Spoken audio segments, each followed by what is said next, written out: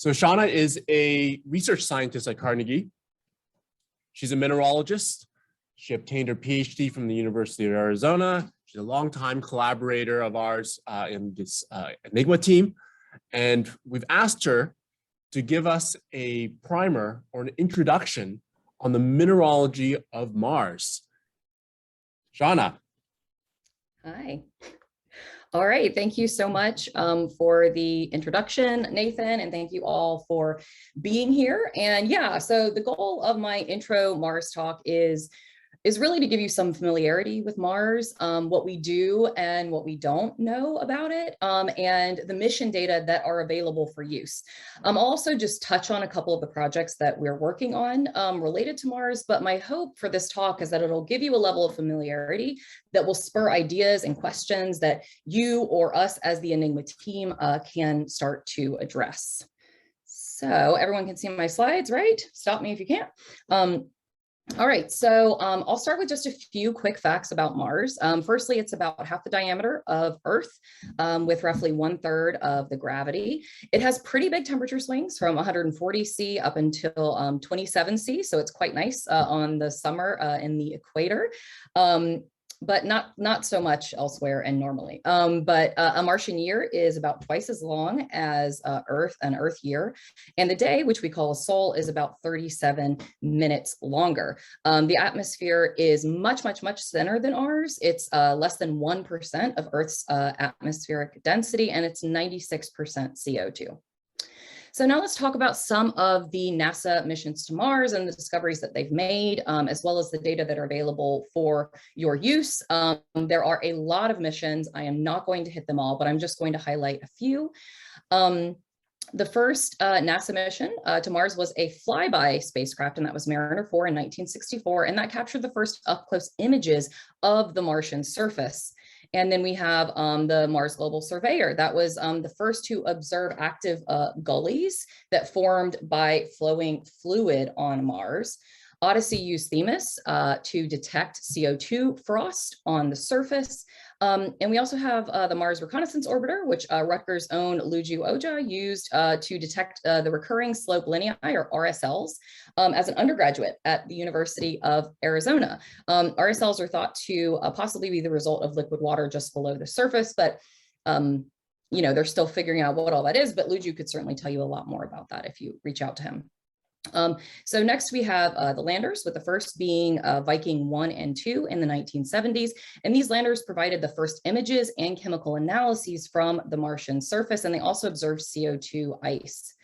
The Pathfinder mission found rounded pebbles and cobbles, which generally indicate moving water for a significant amount of time whenever we see that on Earth. So, you know, we're thinking, oh, okay, well, that might have been happening here on Mars. The Phoenix lander was the first to detect water ice. And coming right up to today, we have the InSight lander, which has detected many more seismic events than expected. And they thought, and these seismic events are thought to be associated with tectonic activity, possibly even plate movement, which is surprising given that Mars is generally thought to be a tectonically inactive planet. So with each of these missions, we're learning something new, and we're learning that we were wrong in what we previously thought. So Mars keeps surprising us. Lastly, we have the rovers, the first of which was Sojourner as a part of the Pathfinder mission, and then came along the prolific MER rover, Spirit and Opportunity. They made many scientific discoveries, including the possible detection of several minerals like clays and gypsum that indicate long-standing presence of liquid water and possibly habitable environments. They also captured a lot of dust devils, and were eventually hibernated due to global dust storms, which is a problem on Mars. We then have Curiosity, which is the largest and heaviest rover ever sent to another planet. It's about the size of a small SUV. That's me in the photo at the JPL Mars Yard for scale. And it has 10 scientific instruments and 17 cameras. And this is the most scientifically advanced rover to date. We've made a lot of great discoveries, including making the first definitive mineralogical observations, as well as finding sedimentary structures and minerals associated with rivers and lakes. We have found organics, particularly methane, evidence of fluid and hydrothermal alteration, and many chemical observations, including that Mars undoubtedly contained the necessary chemical building blocks for life, or SNUPs. So lastly, we have the Perseverance rover. Let me see if that will advance there. There we go. And that landed in Jezero crater in February of 2021. So this is a really new mission. And Jezero is thought to have a deltaic fan where water would have flowed out onto the crater floor and been particularly hospitable for life. Perseverance is based on the technology built for Curiosity, but replacing some of the scientific instrumentation is a sample caching system. And NASA aims to pick up those samples and bring them back to Earth around 2031. So that's super exciting. There are a lot of other missions that we could talk about and cool upcoming missions. But for now, let's transition over to some of the types of data that are available for you to use for your projects. You don't have to read this all. I can send you my slides or we can talk about it. But there are quite a few instruments that are taking orbital spectra. There are also several radar instruments if you're interested in radar. There's also a magnetometer, a subsurface thermometer, and a seismometer on board InSight, which is pretty cool. There are also a lot of surface spectral instrumentation. So there's LIBS, there's VIS-IR, NIR-IR, Raman, X-ray fluorescence, and even a gas chromatograph and a mass spec on Curiosity that measures organics. So you can see there at the bottom, the methane seasonal cycling that we measured. Then, of course, we have ChemIn, and this is the instrument that I work on the Curiosity rover, and it's the first and only X-ray diffraction instrument that has ever been flown on a spacecraft. Although we do have the next generation of this instrument slated potentially to go to Venus and also possibly to the moon. But in terms of Mars, we have a lot of XRD data, and that includes mineral phase identification, mineral and amorphous abundance quantification, unit cell parameters, and mineral compositions. Okay, so now let's talk about some other data that we have available for Mars, and that is Martian meteorites. Currently, there are 301 known Martian meteorites, which represent 177 distinct rocks or paired groups, as they're called. And meteorites generally represent mafic and ultramafic rocks, and they fall largely into three categories called the S and C meteorites. The first of which are the shergottites, which is by far the most abundant group, around 90% of all known Martian meteorites. And then we have the nuclites and the chisignites. And we also have some ungrouped Martian meteorites. The first is Black Beauty, which is a regolith breccia and is essentially a sedimentary rock that's made of 4.5 billion year old class of mafic and ultramafic rocks that have been cemented together. So it's definitely the most unique and probably the most information rich meteorite, and it's being heavily studied by my colleagues like Arya Udry and Carl Agee. And then, of course, there's the infamous ALH 8401, and that's an orthoperoxenite, which is made up almost entirely of orthopyroxene, and it's among some of the oldest Martian meteorites. And I mentioned the ages of the meteorite. So let's take a look at time on Mars and how we talk about it. So at the top, we have the geologic timescale of Earth. But the Martian geologic timescale is a little bit different. We have the pre-Noachian, which is essentially like the Hadean, and we really have little to no surface material still left from that time period, just like on Earth. And then we have the Noachian beginning at 4.1 billion years ago, which was a period of extensive impact, cratering, and then the Hesperian at 3.6, which was a time of the formation of extensive lava plains. And then we move on to the Amazonian after 3 billion years. So you'll notice that all of the SNC meteorites are pretty young, having formed in the Amazonian between 0.7 and 1.3 billion years ago. And ALH 84001 and Black Beauty formed in the pre-Noachian and Noachian time periods, respectively. So you can see that we're certainly not spanning all of Martian history with the Martian meteorites, and we really don't have a lot of samples, but there's still a lot that has been and can be learned from these materials, and really, they're the only physical samples that we have from Mars that are actually on Earth today, right? So we got to use them. So what else was going on during this time? On the bottom, you'll see that I've overlain some geologic processes just to give you an idea of how long it is generally thought these processes occurred. Of course, this comes with a massive grain of salt because we really don't know about the onset and ending of most of these processes. In the case of the Mars dynamo, it was likely most strong in the Noachian and more or less ended in the Hesperian, or so people think. Global volcanic activity, it's very clear that there there was a lot of volcanism in the Noachian and Hesperian and in the early Amazonian, but it's debated as to when and actually if volcanism has ceased on Mars. Some people say it was active 10 million years ago. Some recent papers say they think it's active right now in very small ways and portions. Impacts were concentrated in the late heavy bombardment and the Noachian, but we of course still have impacts today.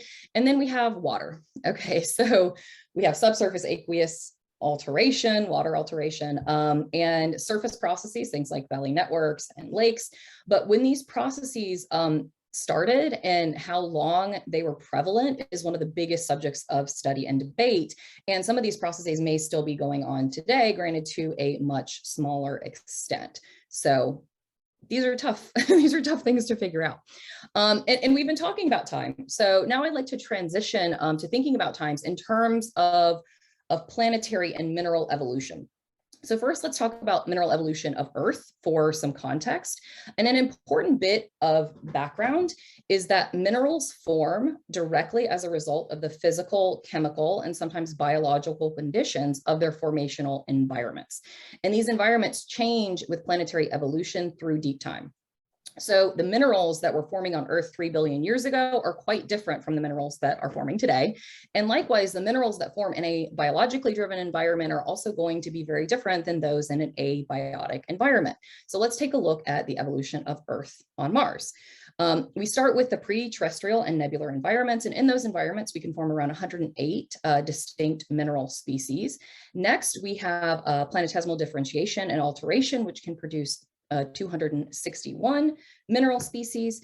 We then start forming the earliest crust. On Earth, that was during the Hadean. On Mars, of course, that was during the pre-Noachian. And with these environments, we can form up to 400 distinct mineral species.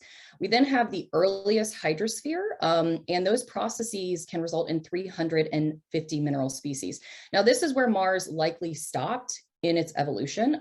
Earth, of course, continued on the path of planetary and mineral evolution, forming continental crust, having high temperature alteration and metamorphism, a range of surface processes, and of course, the initiation of plate tectonics. Igneous rocks continue to evolve, and we got unique, highly evolved rocks like agpaitic rocks and things like that, granitic pegmatites. We obviously had an anoxic biosphere. It's unclear exactly when that originated, so I just kind of put it on here randomly, but there are 11 distinct mineral species associated with those environments. And of course, that may have also been on Mars, but we don't really know. Then we have the Great Oxidation Event, which brought about over 2,300 of the 5,600 known mineral species on Earth. These processes continue to form minerals, but for some time during the intermediate ocean and snowball Earth periods, we really don't see any new mineral speciation. Still forming minerals, but just not increasing the number of species. So not until we get into the Neoproterozoic oxidation and the rise of the terrestrial biosphere, during which we see a boom of almost 600 mineral species, and then the Anthropocene, which of course we see another diversification event, and that's a whole another interesting topic. But so that was the Earth, but let's come back to Mars.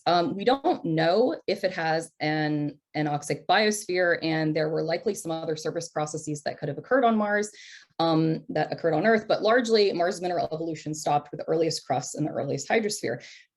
And that essentially means that there are around 1,100 mineral species most likely to exist on Mars.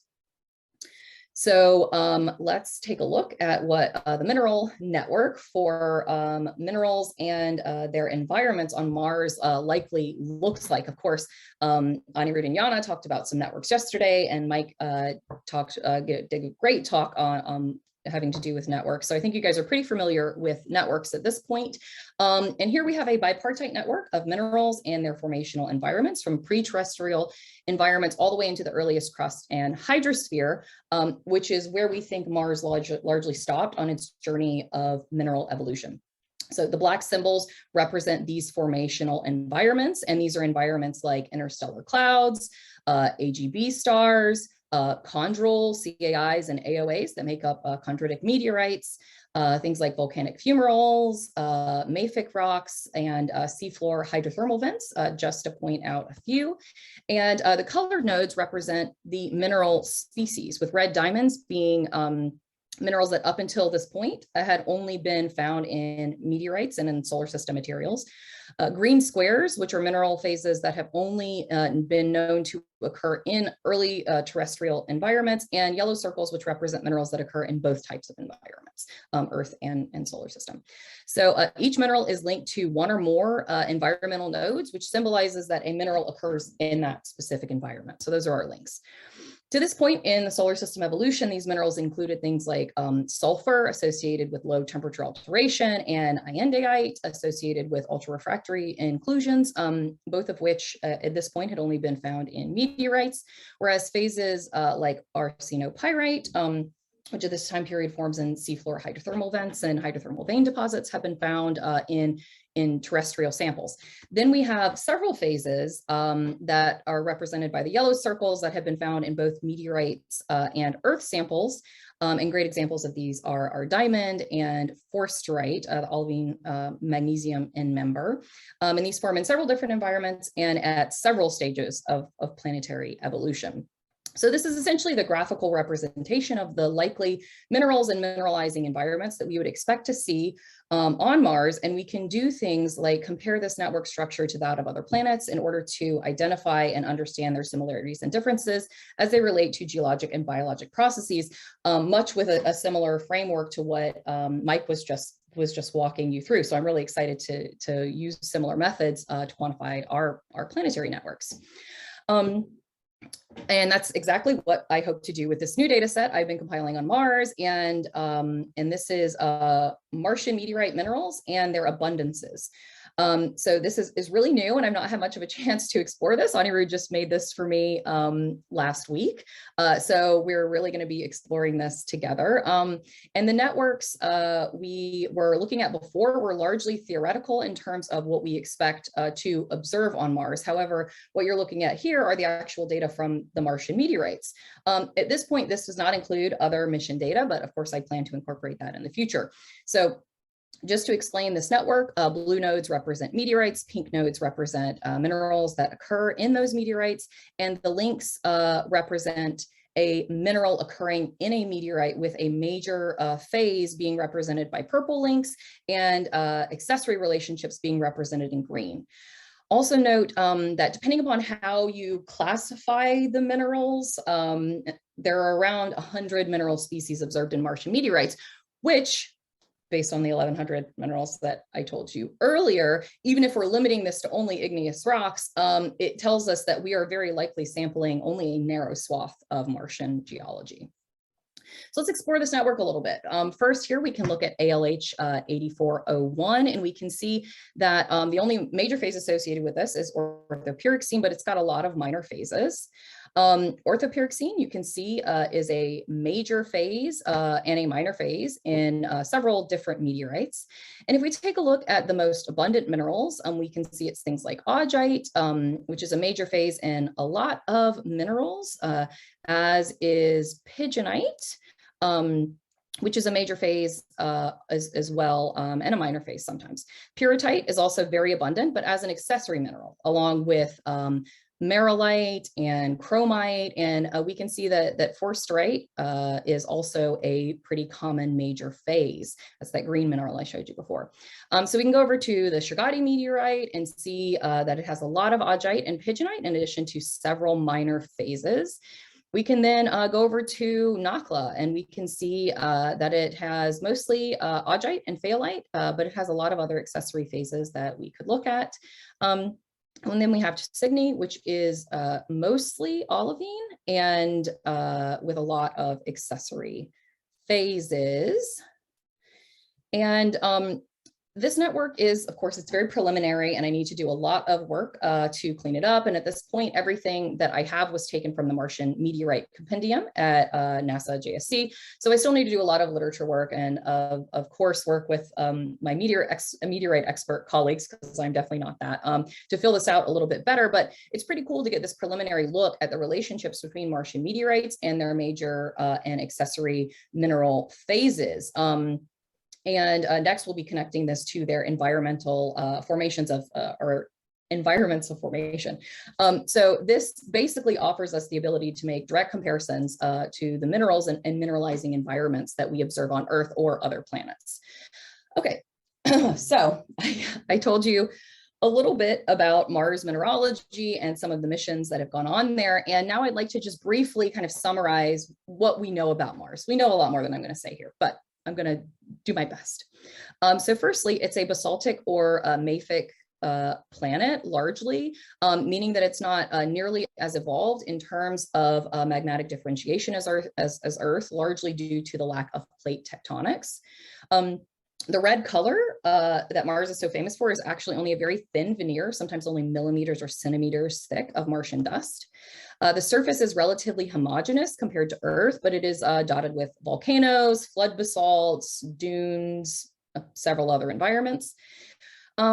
And in contrast to modern day, where Mars is dry and cold, Mars' ancient past was wetter and warmer, and it had a significantly thicker atmosphere, which would have offered some protection from the solar radiation, which today, of course, is bombarding the surface. Likewise, there was a time when there was extensive geologic cycling related to volcanism, hydrology, and alteration or diagenesis. And throughout Mars' history, there have been many mineralizing environments, a couple of which we mentioned, but this likely resulted in a mineral inventory of around 1,100 species. And lastly, all of this comes together to demonstrate that the presence of a dynamic hydrosphere, abundant geologic cycling, and the necessary chemical building blocks means that Mars was a habitable planet. So now let's talk about what we don't know about Mars and what are some of the outstanding questions that people could pursue or are pursuing in terms of gaining a better understanding of Mars's history. There are so many more, but I'm just going to mention a few. So how much water currently resides in the subsurface? This is a constant subject of study, and it will have a big bearing on understanding the past, present, and future habitability on Mars. Second, from where did the Martian meteorites originate and how representative are they? We showed that they come from a rather narrow range of time, and there were not many of them. So surely we have not sampled the whole swath of Martian geology. And if we want to know how petrologically, mineralogically, geochemically diverse Mars is, we're going to need to do a lot more sampling. Next, what are the amorphous phases that are so abundant on the Martian surface and how did they form? The ChemIn instrument has detected very abundant amorphous material, sometimes as much as 78% of the sample. And we really have no way of figuring out what this material is or how it formed. What role did or does photooxidation play on the Martian surface? As Nathan mentioned yesterday, this is undoubtedly a process that is taking place on Mars and has, and particularly now with the lack of atmosphere. So it'd be nice to know how it affects Martian minerals today and throughout deep time. Nathan's, of course, doing work to answer those questions. And now let's talk about life. This is kind of a fun question, but what will happen when we contaminate Mars with a large amount of microbial life from Earth? We're going to do it, right?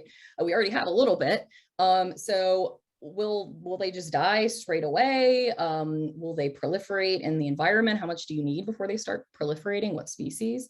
And then if we assume that microbial life only existed on Mars for a short time period, say a few tens of millions of years up to 1 billion years, how would we recognize that on Mars? And how would this short-lived biosphere affect the mineral diversity and distribution across Mars? On Earth, we have this huge overprinting of life and this very clear signature of biology in the form of very high mineral diversity and a distinct mineral frequency distribution in which most mineral species are rare and only a few are very common. But it doesn't seem like we observe these trends on Mars, and that could be because life wasn't around long enough to have have had the profound effect that it had on Earth. So I'd like to better understand what impact a shorter lived biosphere might have had on a planet's mineralogy. And in the same vein, does a planet's mineral network embed biosignatures? I think you've probably gotten the impression from Anirudh's talk and Mike's talk and things like that, that we certainly think that it does. And this is a topic that we have been pursuing for some time. And we think that you can do it based on the diversity and distribution of minerals. And then lastly, can a mineral sample's complex multivariate geochemistry reveal whether or not there was biogenic input to its formation? As I said earlier, minerals form as the result of the conditions in their formational environment, and they lock in signatures from those environments. So if we can understand the very complex correlations amongst these mineral attributes, we can identify their formational environment and whether or not there's any biogenic input to that environment. So that's something that we are very actively working on. We've got a couple of papers out on that if you're interested. And so with that, I'd like to thank everyone for listening and my many collaborators and colleagues and funders. So, and for more information, you can check out these sites or email me. Thank you.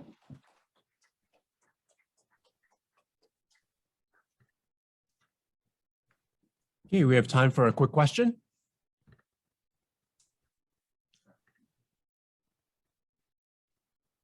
The famous Paul Fikowski has a question. All right. Shaunna, great talk. Let me ask you something which is curious for many people, but I'd just like your thoughts about it.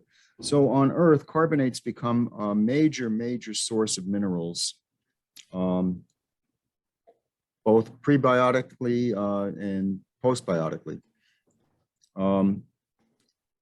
Where are the carbonates on Mars? That's a good question. So in Gale Crater with Chemin, we've observed a tiny bit of iron carbonate. It's a very small amount. And I'm sorry? Siderite, I guess. Is that what you're talking about? Yes. And we've only observed a very small amount, and it's only been in one sample. So it's really not present in Gale Crater. So with remote sensing, they have detected some areas where they think that there are significant carbonates, and I'm not remembering exactly where they are, but they're not nearly as abundant as what you have on Earth. There are a lot of clays, there are a lot of evaporites, there's obviously a lot of, igneous mafic material, but in terms of, these more secondary phases, it's largely evaporites and clays and things like that. There's, phosphates, and there's not a lot of carbonates. And I'm trying to remember in the Martian meteorites, there are a couple that have some carbonate that they think might have been, pre-ejection, but largely when you find them in meteorites, they're thought to be post-fall, in an alteration process on Earth. So they're largely not a lot there. Yeah. So so let's think for a second. So you have schnapps in some way, but where's the sea coming from? That is a good question. I don't know, actually. I would need to look into that more. It's certainly, we have methane and organics and things like that. But in terms of the minerals, I don't actually know right now. I need to look at that. But yeah, I mean, there's organics. So certainly it's coming from that. But in terms of mineralogy, I don't know. That's a good question. Thank you, Shaunna. Let's give Shaunna another round of applause.